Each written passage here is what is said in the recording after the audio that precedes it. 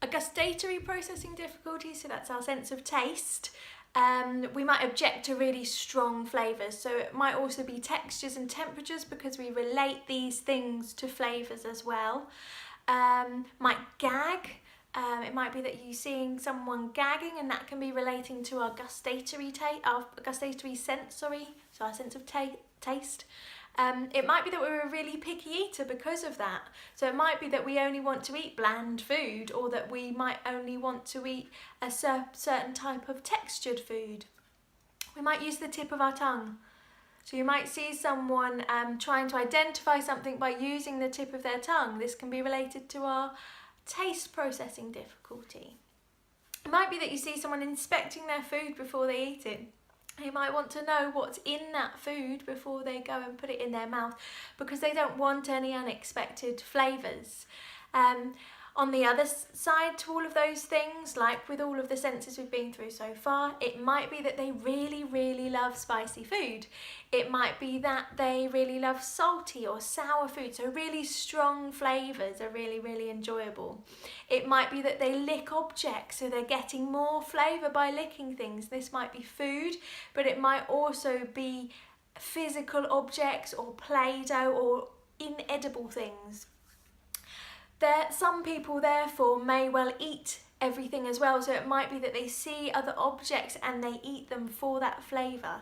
Now this can also be known as pica, so have a look at that if you do know someone who does like to eat everything and anything. So it might be foam from the mattress, it might be paint, it might be plaster, it might be fluff, okay? It can be a processing difficulty, but it can also be known as pica, so have a look at pica as well.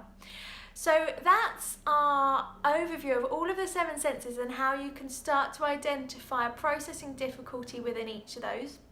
So we've given you opposites, so we've given you one example and then the opposite to that as well. And as we go through the month, you're going to understand what a hyper and a hypo processing difficulty is, so that then you can recognise, okay, is it hyper taste gustatory processing difficulty, or is it a hypo? And then that's going to help you to identify exactly how you can support that person as well as you can, okay?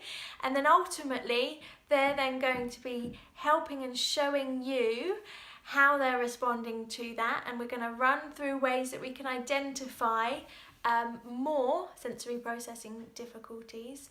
But from tomorrow we're going to look at sensory integration and the importance that all of our senses need to be working together for us to process sensory information. So like I said at the beginning, a sensory processing disorder is when our brain finds it difficult to do its most important job, and that's organising information. So when we have a sensory processing difficulty, we're receiving all of this information, so there's nothing wrong with our senses, it's just our brain's finding it difficult to focus on what information is important and isn't quite processing that information for us to be able to interpret and understand our environment. So watch tomorrow as we'll carry on going through for the rest of the month, teaching you more about sensory processing disorder. Make sure you subscribe to YouTube and share it with people who need to know about this, but also have a look at our website and have a look at some of the workshops that we do.